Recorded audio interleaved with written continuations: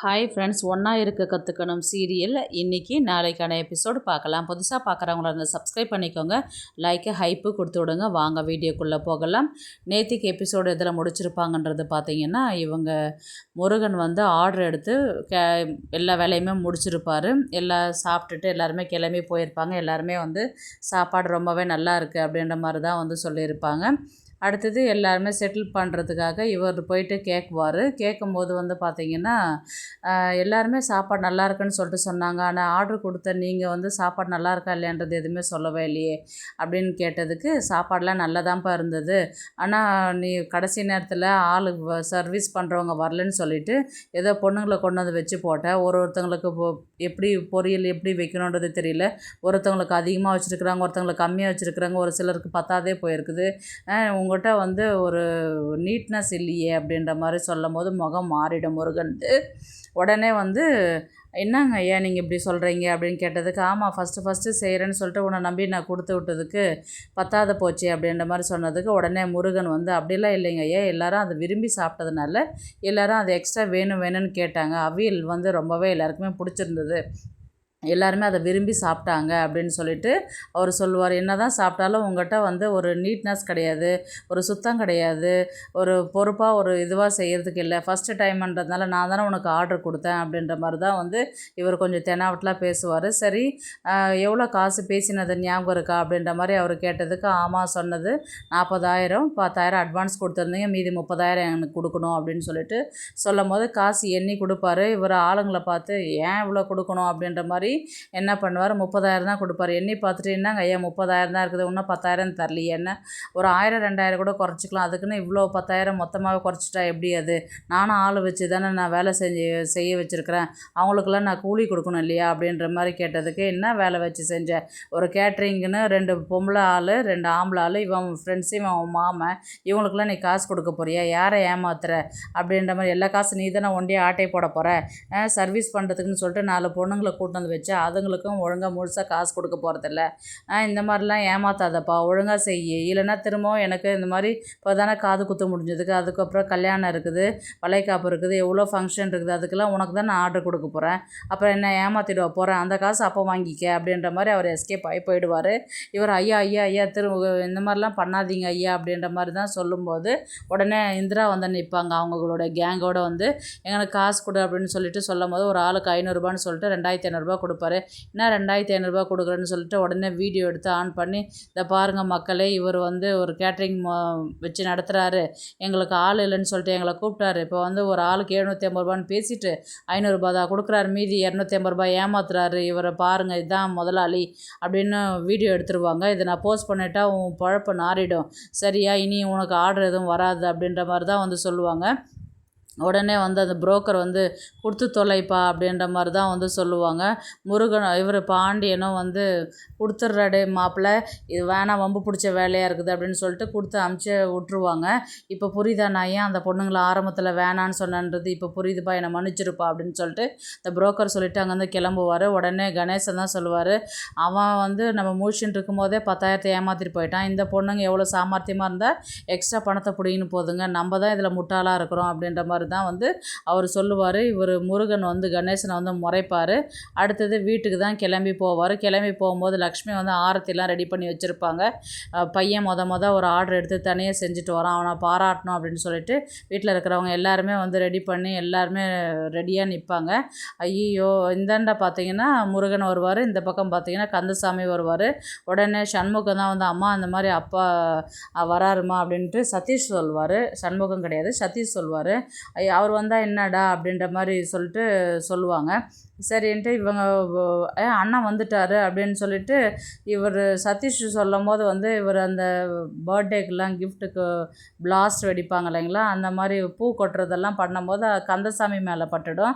கந்தசாமி மேலே பட்டவுடனே அவர் திட்டிக்கிட்டே, இது ஒரு பொழப்பாடா அவங்களுக்குன்னு சொல்லிட்டு திட்டிட்டு நேராக உள்ளே போயிடுவார். உடனே லக்ஷ்மி வந்து எதுவும் திட்டாத போயிட்டாருன்னு சொல்லிட்டு முருகன் வந்தவுடனே ஆரத்தி எடுப்பாங்க.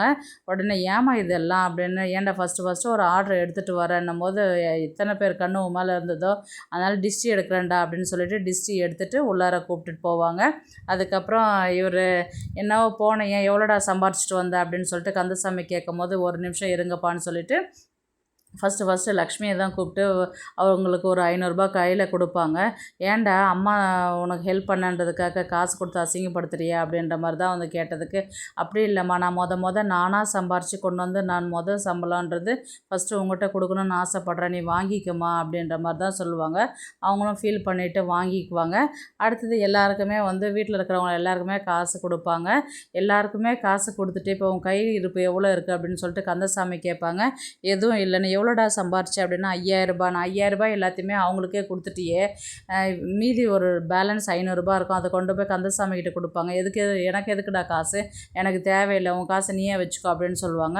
முருகன் வந்து நேராக என்ன பண்ணுவார், நேராக முருகன் படத்துக்கிட்ட போயிட்டு சாமிக்கிட்ட வச்சுட்டு கும்பிட்டுட்டு அப்பாவுக்கு கொடுத்ததும் சாமிக்கு கொடுத்த கணக்குன்னு சொல்லிட்டு அங்கே வச்சுட்டு வருவாங்க. எல்லாருமே வந்து ரொம்ப பெருமையாக நினைப்பாங்க.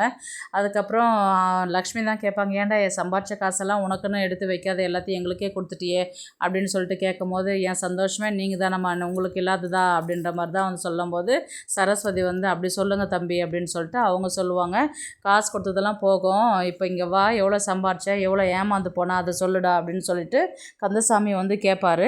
உடனே வந்து முருகன் நடந்த விஷயத்தை அத்தனையுமே கிளியராக சொல்லிவிடுவார். இந்த மாதிரி பேசினாங்க, 10,000 வந்து கொடுக்கவே இல்லை அப்படின்னு சொல்லிட்டு பேசிட்டு விடுவாங்க. நான் சொல்லலை, இப்படி தான் நடக்கும்ன்றது சொன்னதுனால தான்டா நான் வேணாம் போக வேணான்னு சொன்னேன், உன் இஷ்டத்துக்கும் போனால் இன்றைக்கி 10,000 உன்னை அவன் ஏமாற்றிட்டான் பார்த்தியா அப்படின்ற மாதிரி சொன்னதுக்கு உடனே வந்து லக்ஷ்மி வந்து, பையன் ஃபஸ்ட்டு சம்பாதிக்க ஆரம்பிச்சிருக்கிறான், கொஞ்சம் முன்ன பின்ன தான் இருக்கும், அதெல்லாம் பார்த்து பண்ணிக்கலாம், நீங்கள் சும்மா அவனை வந்து கரிச்சு கொட்டின்னு இருக்காதீங்க அப்படின்னு சொல்லிட்டு சொல்லுவாங்க. நான் என்ன சொன்னாலும் என்ன பேசுவீங்களே தவிர்த்து அவன் மேலே இருக்கிற தப்பை யாரும் சொல்ல மாட்டீங்க அப்படின்னு சொல்லிட்டு கந்தசாமி சொல்லிவிட்டு அங்கேருந்து கிளம்பி போயிடுவார்.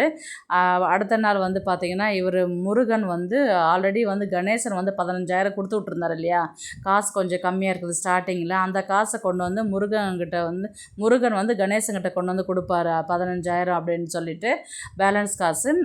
இந்தாங்க மாமா, நீங்கள் அன்றைக்கி எனக்கு ஆர்டர் கொடுக்கறதுக்கு யாரும் இல்லாத போது என்னை நம்பி ஒரு 15,000 கொடுத்தது நீங்கள் தானே, இந்தாங்க அதுக்கான காசு அப்படின்னு சொல்லிட்டு கொடுத்து விடுவார். எனக்கு ஏன் மாப்பிள்ளை கொடுத்து விட்ற, உங்கள் அம்மா கிட்ட கொண்டு போய் கொடு, யார் கொடுத்தாங்கன்னு நினைக்கிற, இந்த காசு 15,000 உங்கள் அம்மா தான் கொடுத்து விட்டுச்சு, நீ அதுக்கிட்டே கொண்டு போய் கொடு அப்படின்னு சொல்லிட்டு சொல்லும் போது இவர் முருகனுக்கு வந்து ஃபீல் பண்ணுவார். அம்மா கொடுத்து விட்டாங்களா, அம்மாவுக்கு ஏது அவ்வளோ காசு தெரிலடா, அன்றைக்கி நீ கையில் காசு இல்லாத கஷ்டப்படுறன்னும் போது அம்மா தான் வந்து உனக்கு மிளகா அரைக்கிற இதுவில் மசாலாவில் வச்சு உனக்கு கொடுத்து விட்டாங்க, அதுக்கப்புறம் தான் நான் கொண்டு வந்து உங்கள்கிட்ட கொடுத்து விட்டேன் அப்படின்னு சொல்லிவிட்டு அவங்க சொல்லுவாங்க. நீ பணம் கொடுக்குறதா இருந்தால் உங்கள் அம்மாக்கிட்ட போய் கொண்டு கொடுத்துரு அப்படின்னு சொல்லிட்டு சொல்லுவாங்க. இவர் நேராக பணத்தை எடுத்துக்கிட்டு லக்ஷ்மிகிட்ட தான் போவாங்க. அம்மான்னு சொல்லிட்டு கூப்பிட்டுட்டு, பணத்தை இருந்தால் 15,000 நீ மாமாக்கிட்ட கொடுத்து விட்ருந்தேன், அந்த காசுமா அப்படின்னு சொல்லிட்டு கொடுத்து விடுவாங்க. எதுக்குடா, நீ தான் கையில் காசே இல்லாத இருக்கிறியே, நீ இதை வச்சுக்க, முன் பணமாக வச்சுக்க, அடுத்த ஆர்டர் எதனா வந்தாக்கா அதில் போட்டு மேனேஜ் பண்ணிப்ப, நீ வச்சுக்கடா கையில் அப்படின்ற மாதிரி தான் வந்து லக்ஷ்மி சொல்லுவாங்க. வேணாம்மா, நீ எப்படியும் அப்பாவுக்கு தெரியாது தான் கொடுத்துருப்ப, அந்த காசை நீ வச்சுக்கம்மா, எனக்கு கொடுத்து ஹெல்ப் பண்ணதுக்கு ரொம்பவே தேங்க்ஸ்மா அப்படின்னு சொல்லிட்டு இவர் போயிட்டு லக்ஷ்மியை கட்டி பிடிச்சிப்பாரு. ஏன்டா இதுக்கெல்லாம் ஃபீல் பண்ணாதாடா, பிஸ்னஸ்னு ஒன்று ஆரம்பிச்சிருக்கிற, கொஞ்சம் ஏற்றம் தாழ்வு இருக்க தான் செய்யும், நீ எதுலேயுமே கவலைப்படாத, உன்னால் முடியும், உனக்கு கை பக்குவம் ஜாஸ்தியாக இருக்குது, ஆனால் நல்லா நீ பொழைச்சிக்குவ, அதனால் எதுக்குமே கவலைப்படாத, வாழ்க்கையில் முன்னேறிக்கிட்டே இரு, இந்த பணத்தை நீயே வச்சுக்கோ அப்படின்ற மாதிரி தான் லக்ஷ்மி சொல்லுவாங்க. இல்லைம்மா, நீ அப்பாவுக்கு தெரியாது தான் எடுத்திருப்ப, அப்புறம் அப்பா உன்னை திட்டுவாங்க, எனக்கு தெரியும், நீ வச்சுக்கோ, அதுக்கப்புறம் ஆர்டர் வந்தால் நான் மேனேஜ் பண்ணிப்பேம்மா அப்படின்ற மாதிரி தான் வந்து இவர் வந்து அவங்கக்கிட்ட பணத்தை கொடுத்துட்டு வந்துடுவாங்க. லக்ஷ்மி வந்து ரொம்பவே ஃபீல் பண்ணி, இந்த அளவுக்கு பொறுப்பாக இருக்கிறானே அப்படின்னு சொல்லிட்டு ரொம்பவே ஃபீல் பண்ணி அழுவாங்க. அதுக்கப்புறம் வந்து ரூமில் உட்காந்து பேசின்னு இருப்பாங்க நைட்டு.